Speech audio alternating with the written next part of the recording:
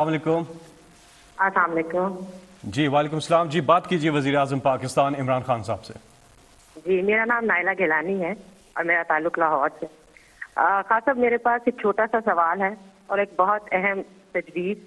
دانشوروں کی ہی آراء اہم نہیں ہوتی، عام عوام کی رائے کا بھی احترام کرنا چاہیے اور اسے سننا چاہیے، تو پلیز ذرا میرا کوشچن بھی سنیے گا اور میری تجویز بھی۔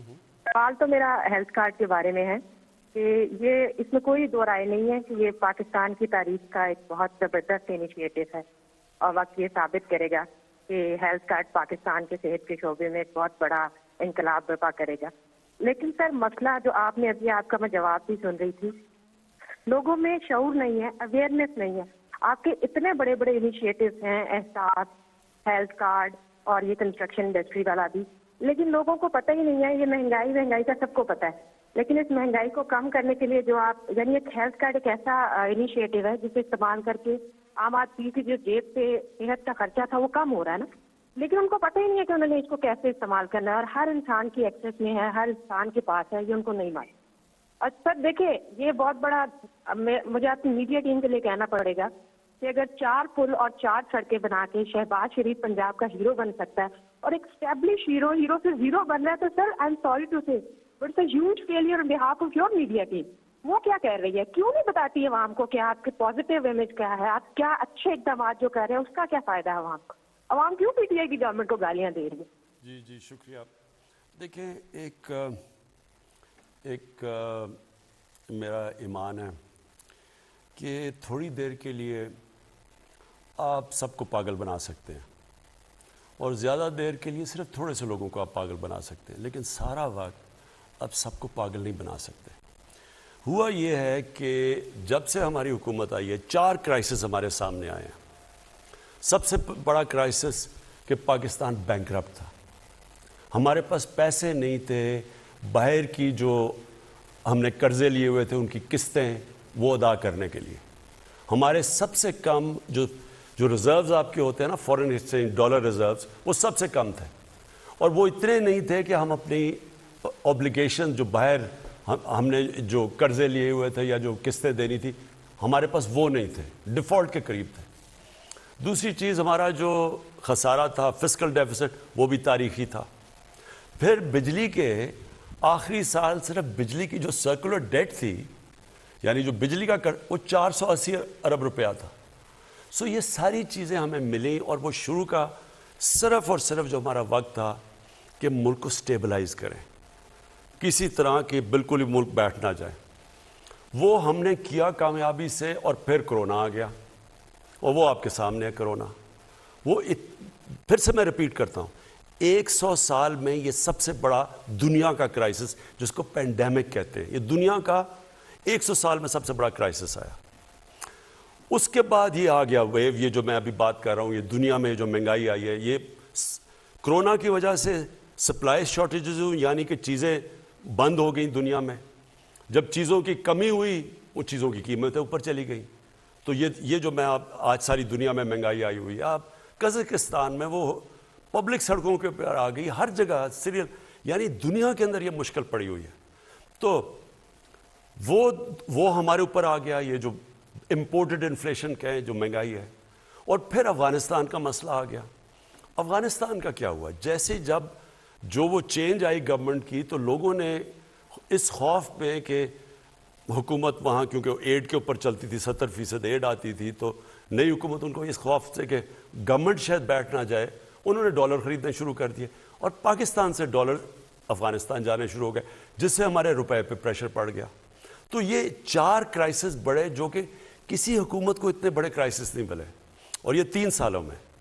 تو اس کے باوجود میں پہلے تو یہ کہہ دوں کہ میں اپنی گورنمنٹ کو، اپنی ٹیم کو، این سی او سی میں جو ہماری ٹیم تھی، بلکہ ساری گورنمنٹ نے مل کے، اس میں سارے ادارے مل کے کیا گیا، ہمارے ہیلتھ ڈپارٹمنٹ تھی، ہماری فوج تھی، ہمارے ساری منسٹریز، صوبے، سب نے مل کے، جو لوگ کہتے ہیں نا جی کہ پاکستان کی گورنمنٹ بڑی نااہل ہے، ہمیں تو یہ کہا نا نااہل ہے۔ اکانومسٹ میگزین جو کہ دنیا کی ریپیوٹڈ میگزین ہے، اس کے اندر 3 سال میں انہوں نے جو دنیا میں دیکھا کہ کون سی حکومتوں نے سب سے بہتر کورونا کا مقابلہ کیا، مطلب اپنی اکانومی بھی بچا دی اور اپنے لوگوں کو بچایا. ان ٹاپ 3 دفعہ پاکستان کا نام ہے، یعنی 3 سالوں میں یا نمبر 1 پہ تھا یا نمبر 2 نمبر 3 پہ. یہ دنیا کی انہوں نے ریکارڈ. تو ایک گورنمنٹ اس کرائسس سے بھی نکل گئی. پھر یہ مسئلہ ہے اور اس سے بھی نکل جائے گی جو مہنگائی کا. جو ہیلتھ کارڈ پہ میں آپ کو کہوں، دیکھیں ہیلتھ کارڈ یہ میرا انیشیٹو تھا. میں اب سے نہیں، کیونکہ شوکت خانم جب میں نے بنایا تو میرا یہ مقصد تھا کہ کینسر سب سے مہنگا علاج ہے. تو اگر ہم میری طرح کے لوگ جب اس وقت آج سے تقریباً 35 سال پہلے جب میری والدہ کو کینسر ہوئی تو تب تو ہاسپٹل نہیں تھا. تو میں نے سوچا کہ میری فیملی کے لیے اتنا مشکل ہے، میں تو اپنی والدہ کو باہر بھی گیا علاج کروانے، تو عام آدمی کا کیا بنتا ہے، کیونکہ بہت مہنگا علاج ہے. تب سے میں نے شوکت خانم کا سوچا، جو آج اللہ کا کرم ہے، یہ 2 ہاسپٹل جو بن گئے، تیسرا بننے جا رہا ہے. یہ دنیا میں واحد ہے پرائیویٹ کینسر ہاسپٹلز ہیں جس میں 70% مریضوں کا مفت علاج ہوتا ہے. اور تب ہی میں نے سوچا تھا کہ اللہ نے کبھی موقع دیا تو اس ملک میں جو سب سے بڑی نعمت ہے وہ ایک عام آدمی، ایک عام گھر میں جب بیماری ہو اور پیسے نہ ہوں، یہ ایک گھر کے اندر سب سے بڑا عذاب آ جاتا ہے. وہ ساری چیزیں بیچ دیتے ہیں، وہ قرضوں میں چلے جاتے ہیں، صرف کہ اب کون دیکھ رہا ہے، میری ماں یا میرا باپ بیمار ہے یا میرے بچے بیمار ہیں. وہ سب کچھ لوگ داؤ پہ لگا دیتے ہیں صرف ان کا علاج کروانے کے لیے. تو تب سے میں نے سوچا تھا ہیلتھ انشورنس کا، کہ ہر گھر کے پاس 10 لاکھ روپیہ ہو، کسی بھی ہسپتال میں جا کے علاج، گورنمنٹ میں نہیں، کسی بھی ہسپتال میں جا کے اپنا علاج کروا سکے. اور یہ بڑا رسک ہے، بڑا. پنجاب نے صرف 400 ارب روپیہ اس پہ لگایا ہے. کبھی اس ملک کی تاریخ میں کسی نے سوچا ہے کہ سوشل ویلفیئر کے لیے اتنا زیادہ پیسہ لگاؤ؟ کبھی کسی نے سوچا؟ کبھی ذہن میں بھی کسی کے آیا؟ یہاں تو وہ لوگ بیٹھے ہوئے ہیں جو ٹیسٹ کروانے کے لیے لندن چلے جاتے ہیں، سارے ان کے علاج اور ان کے رشتہ داروں کے باہر ہوتے ہیں. ان کو کیا پتہ چلے کہ عام آدمی کے اوپر کیا گزرتی ہے؟ تو یہ صرف ہیلتھ کارڈ نہیں ہے، یہ ایک ہیلتھ سسٹم ہے. اس سے کیا ہوگا؟ ہوتا کیا، صرف بڑے شہروں کے اندر پرائیویٹ ہاسپٹلز بھی ہیں اور ڈویژن ہیڈ کوارٹرز پہ جا کے گورنمنٹ ہاسپٹل بھی تھوڑا بہت علاج کرتے ہیں. لیکن آپ ڈسٹرکٹس میں، دیہات میں چلے جائیں، وہاں ہاسپٹل ہی نہیں ہے. وہاں اگر ڈسٹرکٹ ہاسپٹل میں ڈاکٹر نہیں ملتے ہیں، وہ آگے شہروں میں آنا چاہتے ہیں. تو یہ جو ہیلتھ کارڈ کا مطلب یہ ہوگا کہ اب دیہاتی علاقوں میں بھی، کیونکہ ہر انسان کے پاس ایک ہیلتھ کارڈ ہوگا، تو وہ جا کے پرائیویٹ سیکٹر کے ہاسپٹل جائیں گے اب دیہاتوں میں، کیونکہ اب لوگوں کے پاس تو ہوگا نا، وہ جا کے اپنے علاج کے لیے پیسے دے سکتے ہیں.